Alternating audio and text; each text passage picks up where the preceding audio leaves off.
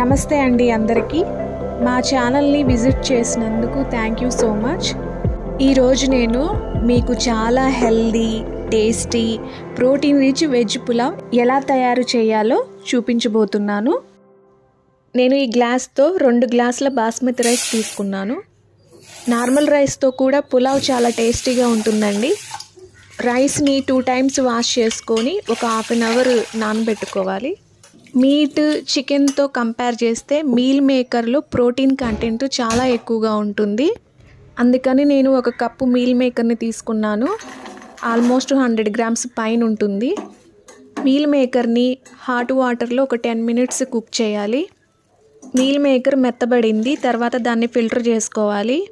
ఆ డ్రైన్ చేసిన వాటర్ని పడేయచ్చు, లేకపోతే ప్లాంట్స్ కన్నా పోసుకోవచ్చు. ఇప్పుడు వెజ్ పులావ్ ఎలా తయారు చేయాలో చూద్దాము. నేను 2.5 గిన్నెలు ఆయిల్ తీసుకున్నాను.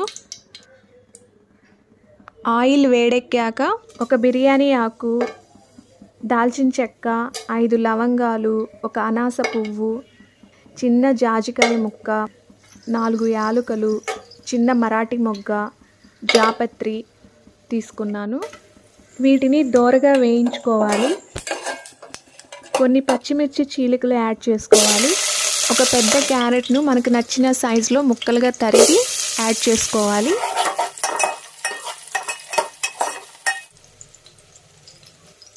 ఒక బంగాళదుంపను ముక్కలుగా తరిగి యాడ్ చేసుకోవాలి. ఈ ముక్కలన్నీ సగం వరకు మగ్గితే సరిపోతుంది. ఒక పెద్ద టేబుల్ స్పూన్ అల్లం వెల్లుల్లి పేస్ట్ని యాడ్ చేసుకోవాలి. ఇంగ్రీడియంట్కి 5 మినిట్స్ గ్యాప్ ఇచ్చి యాడ్ చేసుకోవచ్చు. మనం ఫిల్టర్ చేసుకొని పెట్టిన మీల్ మేకర్ని యాడ్ చేయాలి. పచ్చి బఠానీని నైట్ నేను నానబెట్టుకున్నానండి. అవి ఇప్పుడు 1 కప్పు నేను యాడ్ చేస్తున్నాను. ఇప్పుడు పుదీనా, కొత్తిమీర తరుగును కొంచెం యాడ్ చేశాను. పచ్చి బఠానీలో కూడా ప్రోటీన్ కంటెంట్ చాలా ఎక్కువగా ఉంటుంది. ఈ మిక్సర్ మొత్తాన్ని మధ్య మధ్యలో స్టిర్ చేస్తూ మూత పెట్టి ఒక 10 మినిట్స్ వరకు మగ్గనివ్వాలి. మనం ఏ గ్లాస్తో అయితే రైస్ని తీసుకున్నామో ఆ గ్లాస్తోనే వాటర్ తీసుకోవాలి. నేను 2 గ్లాసుల బాస్మతి రైస్కి 4 గ్లాసుల వాటర్ని తీసుకున్నాను. తగినంత సాల్ట్ని యాడ్ చేసుకోవాలి. సాల్ట్ని కొంచెం తక్కువగా యాడ్ చేసుకుంటే బెటరు. మళ్ళీ మనం తర్వాత చెక్ చేసుకొని యాడ్ చేసుకోవచ్చు. వాటర్ బాగా బాయిల్ అవుతుందండి, అందుకని ఇప్పుడు మనము నానబెట్టుకున్న రైస్ని యాడ్ చేసుకుందాము.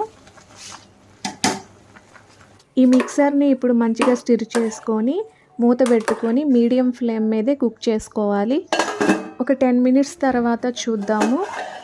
రైస్ కొంచెం కుక్ అయిందండి. ఇప్పుడు మనం రైస్ని చెక్ చేసి టేస్ట్ చూసి సాల్ట్ సరిపోకపోతే సాల్ట్ యాడ్ చేసుకోవచ్చు. సాల్ట్ సరిపోయింది. మా విండోలో నుంచి చూపిస్తున్నానండి. బయట బాగా వర్షం పడుతుంది. ఇప్పుడు ఈ వర్షంలో వేడివేడిగా మంచిగా పులావ్ని ఎంజాయ్ చేయొచ్చు. 10 మినిట్స్ తర్వాత చూద్దాము. నీరంతా ఇంకిపోయింది.